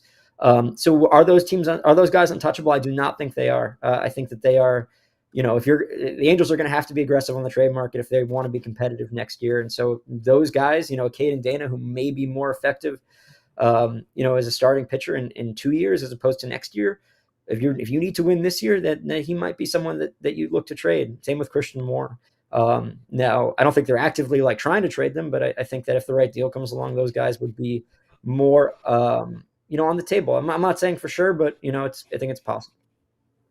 What do you think the organization is seeing that I'm not and most other people in baseball are not? Jorge Soler might be the worst defensive outfielder in baseball. And when you are the worst defensive outfielder in baseball and you're a great bat, then you're a DH only at this point in life. I think the Braves situation was unique because they had to try and find offense in any way. And they're like, well, let's just plug it in there. And I heard Anthopoulos talk last year about how they thought maybe he's not as bad as he's looked.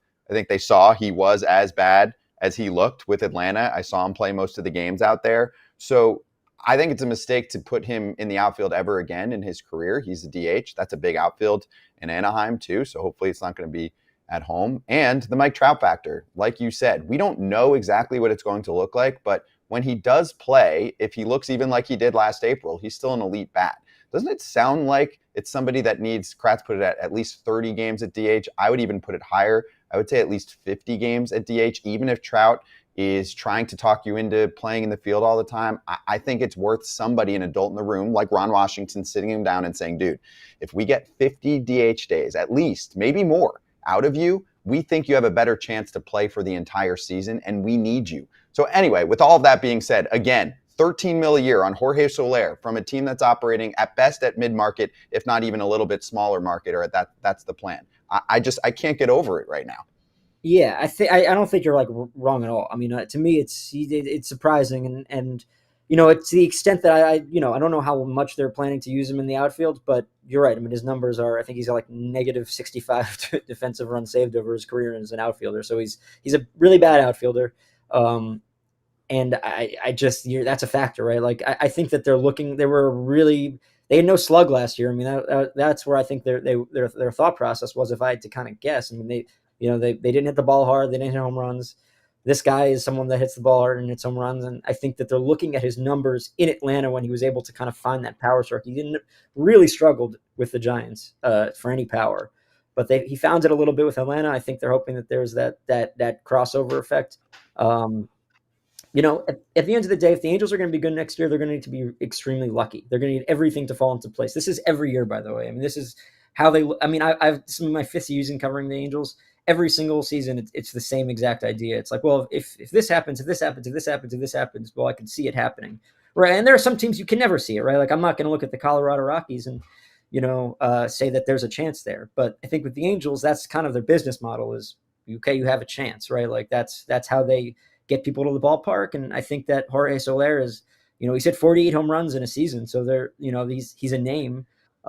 He's someone that can hit home runs and he can be exciting. And he's someone that can put on a billboard outside their stadium. And, that's the way they go. I mean, I there's so much evidence to that. So you look at those defensive metrics and yeah, I mean, it doesn't make a lot of sense. It just comes down to what are you willing to spend on the rest of your roster, and then what do you do outside of that? Could you move a Taylor Ward? I think if they were to like trade a Taylor Ward, maybe there's an avenue to maybe having Mike Trout as a more full-time outfielder on the corner, and you can have Soler more as a full-time DH. I think that's maybe a potential possibility, but at the end of the day, I don't think this markedly makes them a much better team, and possibly can make them a worse team if Griffin Canning, who really had a bad year last year, but he has some good tools. He was a prospect for them. He was a top prospect for them. He figures something out. He's got a really good changeup. I think they thought he was a little predictable at times last year.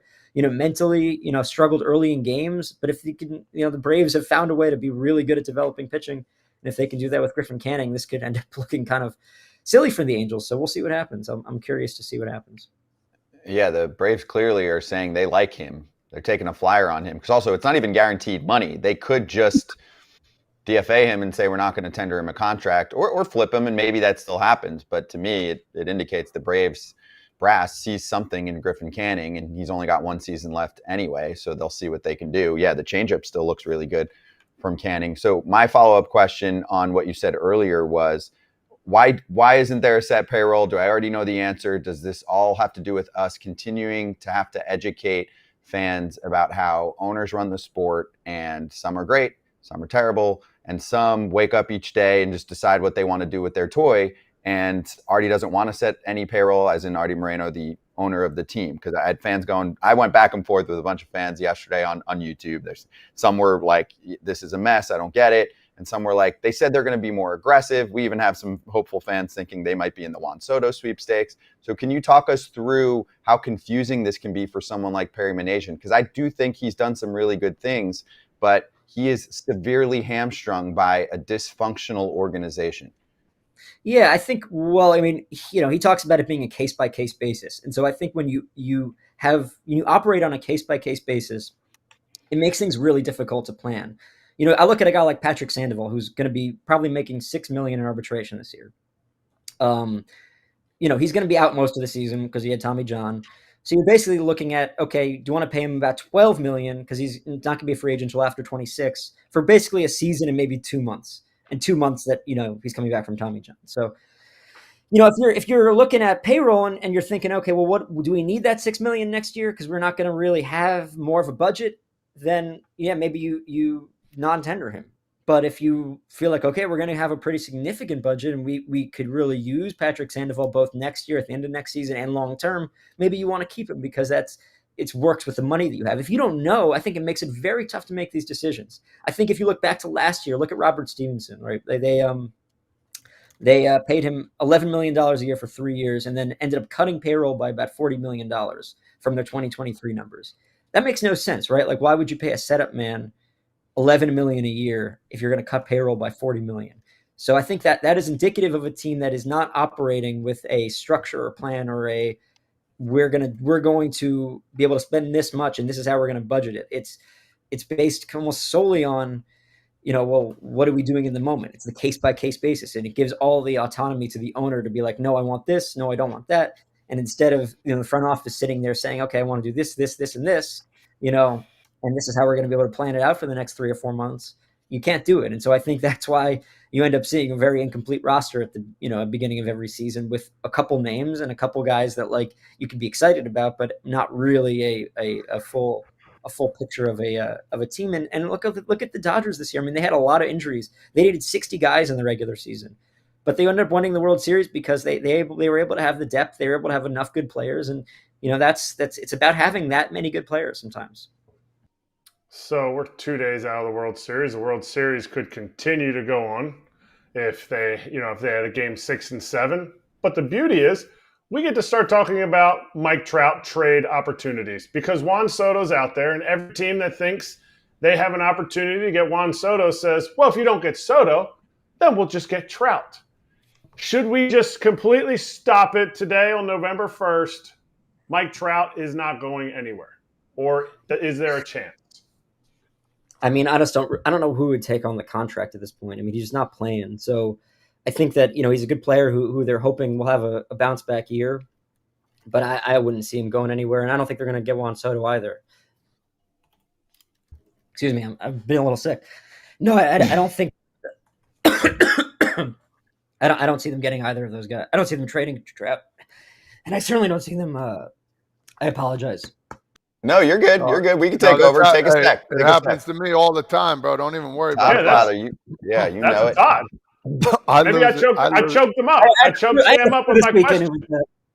I lose it more than anybody. Yeah. Yeah. Well, I mean, when someone starts mentioning Angels and Soto, I get a little coughish too. I'm sorry. I mean, even Artie Moreno feels that way because he looks back at some of the big deals that he's handed out, and most of them have been a freaking disaster when he hands out big deals like that. Of course, they're still held back even right now by Anthony Rendon, so I think that's worth saying. We're at time anyway, so Sam, thank you so much. You're good. You're good. You're good. We've got you covered. That's why there's 3 of us here. We can take over any second. Let's call it Todd. Thanks for having me. We have the changing of the seasons. Thank you, Sam. Appreciate the time, man. Great to see you. We'll talk this offseason for the next wild Angels move. Anytime, guys. Appreciate it. Thank you. Read Sam's article today about the Angels in The Athletic. Go follow him on Twitter. He is so good on coverage of this interesting team.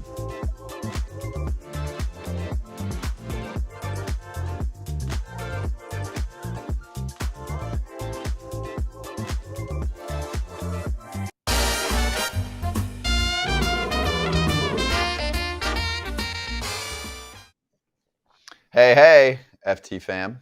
It's the BetMGM seg to wrap up the postseason, which we did a little bit yesterday. Toddfather wins the regular season. Pierzynski wins the postseason. You can complain about the crown, Todd. That's terrible. Nobody should get a crown for the post. If you have if you have more losses than wins, the crown doesn't go to anybody. That's terrible. Todd's mad. Todd's mad because he was the 1 seed. He got the bye, and then he didn't get hot in the playoffs. So that's why he's mad. Yeah. Hey, no, I had too many days off. Hey, I want to remind everyone that you should follow us on all the social media handles that we have too. We're on TikTok, Instagram, Twitter, Facebook, if you're a Facebooker. So on Twitter, we ran a contest the other day for BetMGM bonus bet giveaway winners, and it was a nice little giveaway. So we do have those winners if we want to lay them out on the screen and give them a little shout out for being part of the FT fam. Timothy, Sean, Taylor, Cortez, and Cassandra. Congratulations to all of you. Enjoy. Good luck on the bonus bets that you use there, but those are getting slotted into the one accounts. second. Hold on, Scott. Yeah. Those are all names that Kratz used as an alias when he was on the road, which is kind of weird, but okay. That's how we checked into hotels, isn't it? Taylor we have a Lowe. Cortez Cohen? Was he on the Phillies? Timothy Cecil. He went for Cecil Fielder. Timothy Cecil. That's right. It's all Taylor right. Lowe, and then other hotel I'd sign in was Teller High. Taylor Ham. That's good. Anyway, congratulations. You're the buzzman. Unbelievable. Yeah. AJ leaves, and this is the third time I've gotten to interrupt you because you're a buzzman. An absolute buzzman. So sad. Howdy face. Did you see my new picks pick? Yeah, My I saw it. locks It was I don't know, your eyebrows were confusing me. Last night for Halloween, I wore that outfit again because I wore it on the show and everything. And one of the kids walked by me and goes, "Are you the Lorax?" Yeah. I'm surprised Claude didn't show a picture of our costumes yesterday, but that's all right. I wanted to see it. I wanted to see your costume. We'll see it.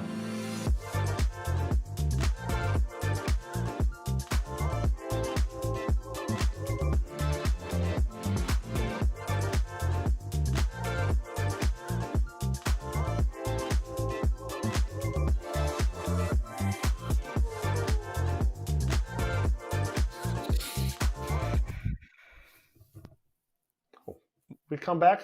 It's just our show now, Todd. Yeah, it is, and I think I'm feeling it a little bit. It's not bad. Yeah, I mean, I think this is it's like Step Brothers, kind of like. I just wish I could reach over and slap you in the face because right now your face today makes me feel like it's slappable.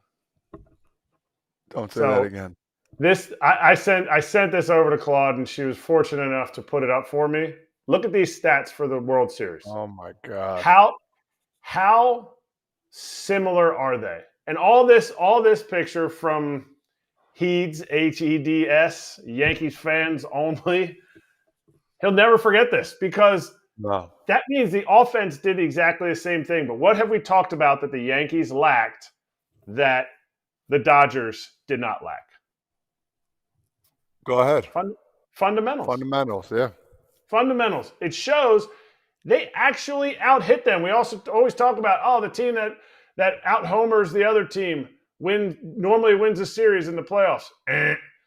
Team that outscores them 24-25. It's close. Better batting average, better runners in scoring position. Fundamentals come down to it in the end, and it beat them. Overall, not good.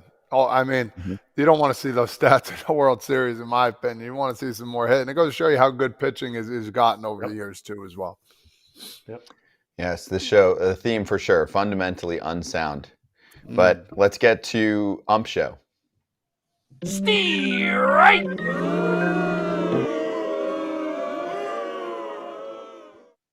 Continuing with our theme, umpires missed 56 calls during the World Series. 30 of them went against the Dodgers, of course, 26 against the Yanks. So pretty close that way.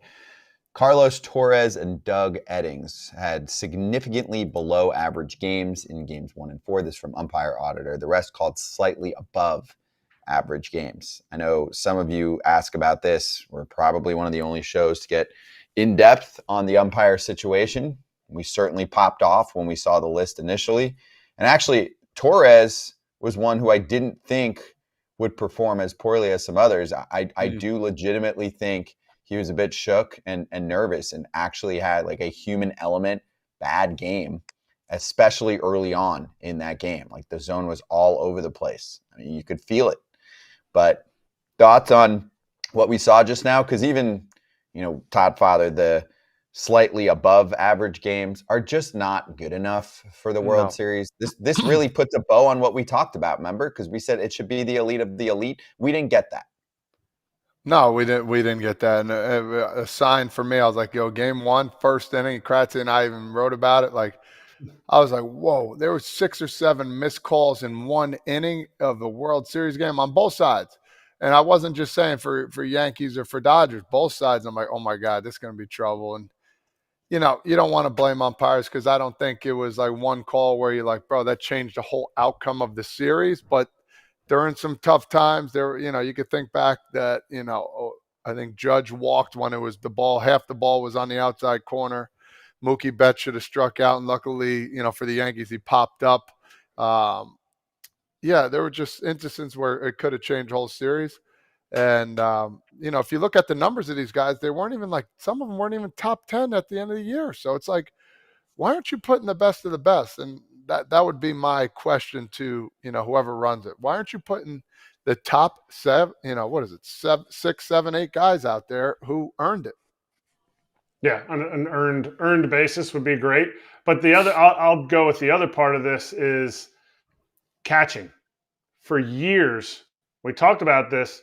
Austin Barnes would start 1 or 2 of these World Series games for the Dodgers.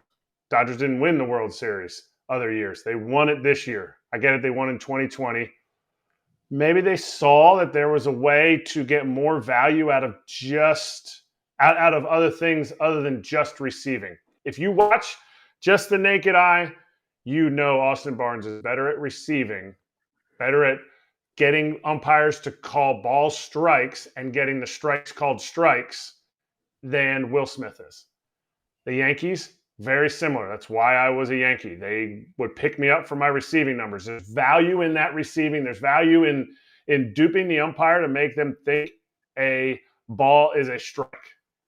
And the Dodgers kind of went away from that. They went away and they stuck with Will Smith, who I gave praise the other day when Ken was on about his game calling, because there's a piece of that. So if you're the catching coach for the Yankees and you're the catching coach for the Dodgers, you're saying, man, like we lost to the Yankees in the receiving department. The Yankees catching coach is like, yeah, we beat them. We gave it everything they had. It shows that maybe all those numbers don't necessarily equate to wins in the moment. Kind of like, not being able to block a ball with a runner on third, analytically, numbers-wise, is the same as not being able to block a ball with a runner on first. I disagree. And to me, it shows this shows it that you might have had the best receiving numbers, but you didn't come out on top. You're right. The stats aren't perfect, and this is a perfect example of that. And one more time for the crowd in the back, put the best umpires in the World Series. It's not that complicated. If it is complicated, you need to take a look in the mirror and say, we're doing it wrong. It's the best of the best. That's how baseball works. It's MLB. It's the World Series. Top what? Top 20. Top 20, if you don't end in the top 20, you just don't get a World Series games. That's fine. To me, you get in the top 20. That'll take away the guys who are just getting called up and really hungry. You can't have those guys in. They don't have enough dirt in their turfs, since they don't wear spikes. They don't have dirt in their turfs to call a World Series game. But those dudes can push everybody else. So you end up in the top 20, and you have to have at least 5 years of time in the show. Well, you would need, not to be critical, but you need 24 for the when they have 4 games going on. So I would say I that just way. mean the World Series. I just mean the World Series. Playoffs. My bad. Playoffs. My Stick bad. with your My bad. same. Okay. Stay with the same situation. Same. Everybody's. You can still get your opportunities in the playoffs, but just like players, it's the biggest stage. You earn it. You earn your opportunity to be in the World Series. Thank you. So we get those final numbers, and they're not good enough. So we're with you, fans that are pissed off about it and didn't forget about it. Plenty of blown calls that who knows how it twists the series.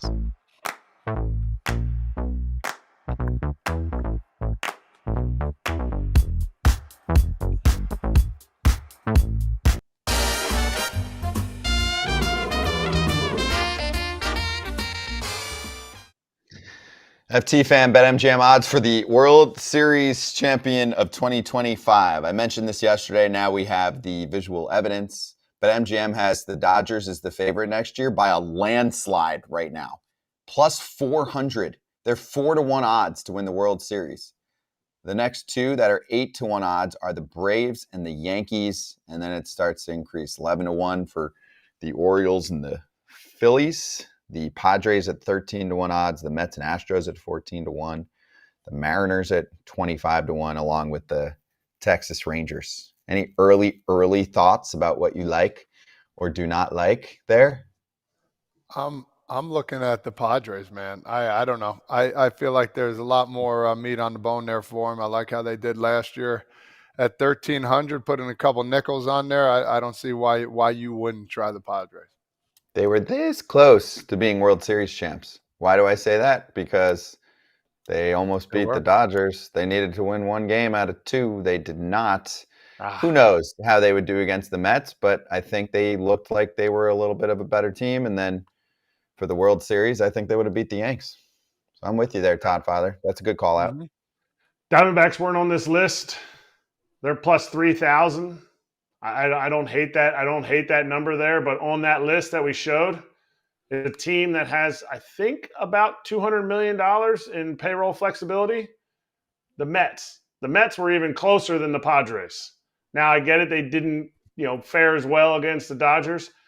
If David Stearns and Carlos Mendoza continue to do what they've done with other organizations and now coming over to this organization, I think it's plus 1,400. Yeah. 14-1 with the extra, there's some good free agents out there that can solidify this team and holes that this team has. I like that at 14. Yeah. David Stearns with money. Sounds like Andrew Friedman coming from the Rays to the Dodgers and getting a whole big bucket of money to spend. Download the BetMGM Sportsbook app. Use the promo code FOUL for a first bet offer up to $1,500 back in bonus bets after you place your first wager. If that first wager does lose, you got to deposit at least $10 to start up that account. If the bet does lose, bonus bets will be available once your initial wager is settled. Gambling problem or concern? Call 1-800-GAMBLER. Let's slap next.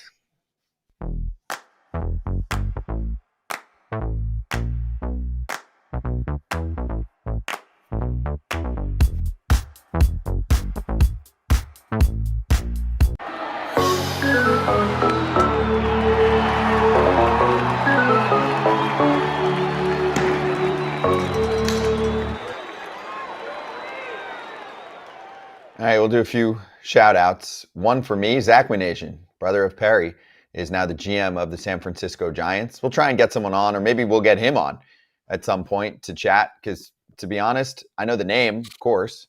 I don't know a ton about him, but he, I think, is going to be the front-facing person for the Giants, because Posey said he wanted to be a little bit more behind the scenes.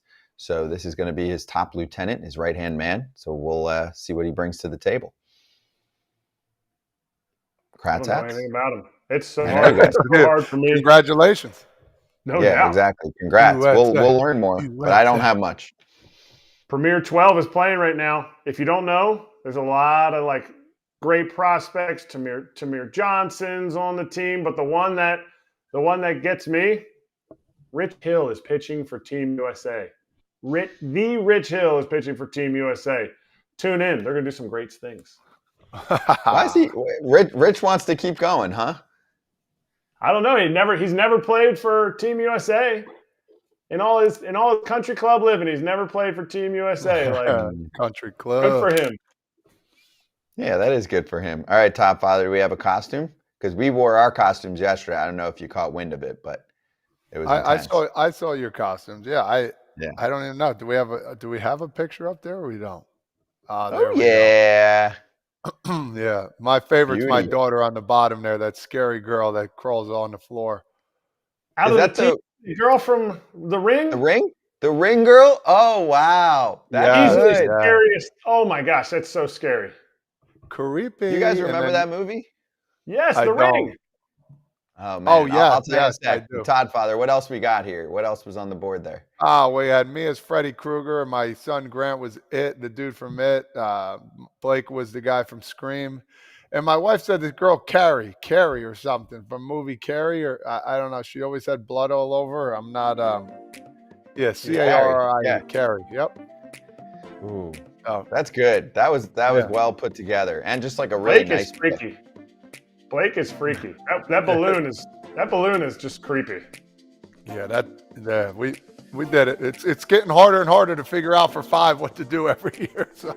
That was a strong performance, I actually think. Man, The Ring, that throwback. Whew. That was on at the plane the other day, and I wasn't watching, but I peek over, and I'm like, oh, The Ring. Someone's watching The Ring on a freaking cross-country flight? Aggressive. My daughter's the only one that can get in that position because she's a gymnast, so we had to make her the guinea pig for that. That was good. Happy All right, November, everybody. This weekend, yes. Happy November. See you Monday.